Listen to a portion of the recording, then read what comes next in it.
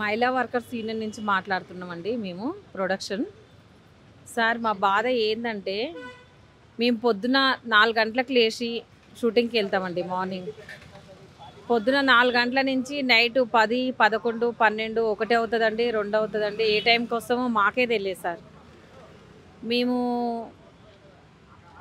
మేము అడిగేది వేతనాలు 30% అడుగుతున్నాం సార్. కానీ ప్రొడ్యూసర్లు మాకు ఇవ్వడానికి ఎందుకు దయదలుస్తలేరో మాకేం తెలియట్లేదు సార్. రోడ్డు మీదకి ఎక్కిన దాకా మమ్మల్ని రోడ్డు వరకు తీసుకొచ్చారు.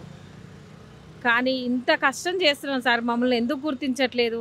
మీరు 10 రోజులు, 5 రోజులు షూటింగ్ చేసేదానికి వేతనాలు పెంచమంటే పెంచట్లేదు సార్. ఈ 10 రోజుల షూటింగ్‌లో మాకొచ్చే వేతనం ఎంత సార్? మా అంటే ఒక 15,000 సంపాదిస్తాం మేము నెలలో. ఆ 15,000లో మేము ఇంట్లో రెంట్లు, పిల్లల ఫీజులు, మేము తినే తిండి ఇవన్నీ మాకు వెళ్ళట్లేదు సార్. వెళ్ళకనే మేము ఇంత కష్టపడి మిమ్మల్ని ఇంత వేదంగా అడిగేది మేము దీని గురించేనండి.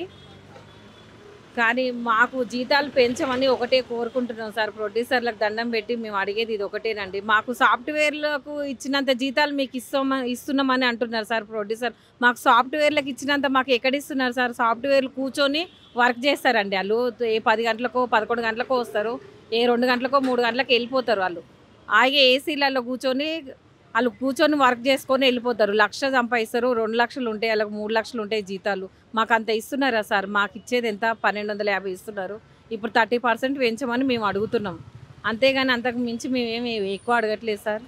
కానీ మీరు అర్థం చేసుకొని మా మీద దయదలిచి మాకు వేతనం 30% పెంచాలని మా మహిళలందరం కోరుకుంటున్నామండి.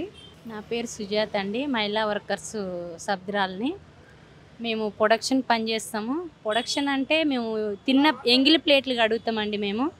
ఈ ఎంగిలి ప్లేట్లు కడుగుతాం మేము. ఏంటంటే మాకు జీతాలు పెరగాలని మేము అనుకుంటున్నాం సార్. మా గురించి దయదలిచి మా గురించి జీతాలు పెంచమని అడుగుతున్నాము. మేము చాలా వరకు ఎంత కష్టపడతామో మీకు తెలుసు సార్. మేము పొద్దున్న లేచి 5 గంటల నుంచి మొదలుకొని బండి దిగిన నుంచి సాయంత్రం బండి ఎక్కినంత వరకు మాకు కాలుకు నిలకడ ఉండదు సార్. కూర్చోడానికి గిట్ట అవ్వదు సార్ మాకు. మా గురించి ఒక్కసారి మీరు దయతలిచి మాకు జీతాలు పెంచమని కోరుకుంటున్నాము. ఒంటరి మహిళలు సార్ మేము. చాలా వరకు ఒంటరి మహిళలమే ఉన్నాము. మా గురించి మీరు దయతలచమని అడుగుతున్నాం సార్. మేము పొద్దున్న లేచి సాయంత్రం వరకు ఎన్ని గంటలకు వస్తామో తెలియదు, ఎన్ని గంటలకు వెళ్తామో తెలియదు. మా పని గురించి గుర్తించి మీరు దయ చూపించకపోతే మేము ఎలా బ్రతుకుతాం సార్? మేము మిమ్మల్ని నమ్ముకొని ఉన్నాం సార్. మేము మిమ్మల్ని నమ్ముకొని మీరు పెట్టే ఆ అన్నదాతలు సార్. మీరు మా గురించి ఒక్కసారి దయదలిచి కోరుకుంటున్నాం మేము. మీరు మా గురించి ఒక్కసారి ఆలోచించమని వేడుకుంటున్నాం సార్. ఇన్ని రోజుల నుంచి షూటింగ్లు ఆపేశారు సార్. మా పరిస్థితి ఘోరంగా ఉంది. మేము రోడ్డు పాలయ్యాము. మేము రెంట్లు కట్టుకొని స్థితిలో ఉన్నాం సార్. మేము పని చేస్తేనే బ్రతకగలం సార్. మాకు మొగతోడు గిట్ట లేదు సార్. మాకు కనీసం మొగతోడు ఉంటేనన్నా బయటికి వెళ్ళి పని చేసుకొస్తాడనే ఆలోచన మాకు ఉంటుంది సార్. మాకు మొగతోడు గిట్ట లేదు. పిల్లలను పోషించుకొని మేము బ్రతకాలా, రెంట్లు కట్టుకోవాలంటే చాలా కష్టం. చిన్న రూము 6,000 7,000 ఉంటుంది సార్. రెంట్లు గిట్ట చాలా పెరిగిపోయినాయి. ఒక్కసారి మా గురించి దయ చూడండి సార్. మీరు పట్టించుకుంటేనే కదా సార్ మేము బ్రతకగలము. మీరు ఆలోచించమని కోరుకుంటున్నాము సార్. మీరు మీ ఇంట్లో పనిచేసే పని మనిషికి ఇచ్చే జీతం కాదు సార్ మా బతుకులు. వాళ్ళకంటే ఒక టైం ఉంటుంది సార్. రావడానికి పోవడానికి ఎన్ని గంటలకు రావాలి, ఎన్ని గంటలకు పోవాలని చెప్పి వాళ్ళకు ఒక టైం ఉంటుంది. మాకు ఆ టైం గిట్ట ఉండదు. మీకు తెలుసు సార్ ఆ విషయము. అందరికంటే ముందు మేమే వస్తాము, అందరికంటే వెనకాల మేమే వెళ్తాం సార్. మేము రావాలంటే ఒక దగ్గరికి చేరుకోవాలి. అందరికీ మీరు వెహికల్ అరేంజ్ చేస్తారు సార్, బండ్లు పెడతారు. మేము అలా కాదు సార్. మేము ఎంతో దూరం నుంచి ఆటోలు పట్టుకొని టయానికి రాకపోతే మాకు ఆ రోజు పని గిట్ట ఉండదు.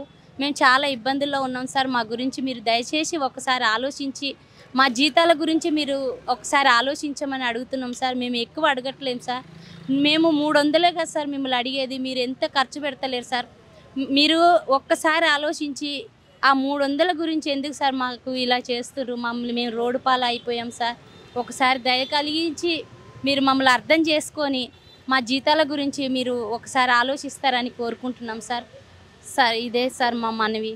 మహిళా వర్కర్స్ యూనియన్ సభ్యురాలిని నేను కార్డు తీసుకుని 13 సంవత్సరాలు అవుతుంది. ఈ 13 సంవత్సరాలు 700 రూపాయల కాడి నుంచి నేను కాల్ షీట్ తీసుకున్నాను. అప్పుడు రూమ్ రెంట్ ఎంత ఉండేది? 3,000 ఉండేది సార్. 3000 కానించి ఇప్పుడు 1200 జీతం పెరిగిందనే మాట. కానీ మా కష్టాలు మా బాధలు మేము అందులోనే అన్నీ తీసుకోవాలి సార్. మేము ఆ తిండి తినడం, మా ఇంట్లో వాళ్ళని పోషించుకోవడం అన్నీ అందులోనే. ఈ రూమ్ రెంట్లు కూడా మాకు పాపం పెరిగిపోయినట్టు పెంచేస్తున్నారు. ఈ రూమ్ రెంట్లు కూడా, రూమ్ రెంట్లు అంటే ఇప్పుడు నేను ఉన్నది 6000 సార్. ఇది మీ డబ్బున్న వాళ్ళ ఇంట్లో ఉన్న బాత్రూమ్ అంత ఉంటుంది సార్ మా ఉన్న కృష్ణానగర్లో రూము. అందులోనే తినాలి, చెయ్యాలి, ఆ రూమ్లు కట్టుకోవాలి. 300 పెంచడానికి మాకు సాఫ్ట్వేర్ జాబులకి ఇచ్చినంత ఇస్తున్నాం మీకు అని అంటున్నారు, కానీ అది కరెక్ట్ కాదు సార్. ఏంటంటే సాఫ్ట్వేర్ జాబ్ వాళ్ళకి ఇస్తున్నారు. ఎలా అంటే ఒక హీరోయిన్ వచ్చిందంటే ఆమెకి 4 అసిస్టెంట్లు వస్తారు. 4 అసిస్టెంట్లకి 3,000 చెప్పని 4,000 చెప్పని వాళ్ళకి ఇస్తారు సార్. వాళ్ళు కుర్చీలో కూర్చుని బట్టలు నలకండి వస్తారు, బట్టలు నలకండి వెళ్తారు. మా పని అలా కాదే. ఎండ వాన ఏవి నీడ కూడా ఉండదు మాకు. నీడ ఉంటే ఆ ఎండలో పని చేస్తున్నారా అని అనేవాళ్ళే తప్ప మాకు నీడని పెట్టేవాళ్ళు కూడా ఉండరు అక్కడ. మా కష్టం ఎవరు గుర్తిస్తారు? చూస్తారు, అందరూ చూస్తారు. చూసినా చేస్తున్నారా అని అంటారే తప్ప మా కష్టాన్ని ఎవరు గుర్తించట్లేదు. కానీ ఈ 300 రూపాయల జీతం పెంచడానికి మీకు సాఫ్ట్వేర్ జాబులకి ఇచ్చినంత ఇస్తున్నాము, మీరు అలాగా ఇలా అని అనడం కూడా కరెక్ట్ కాదు.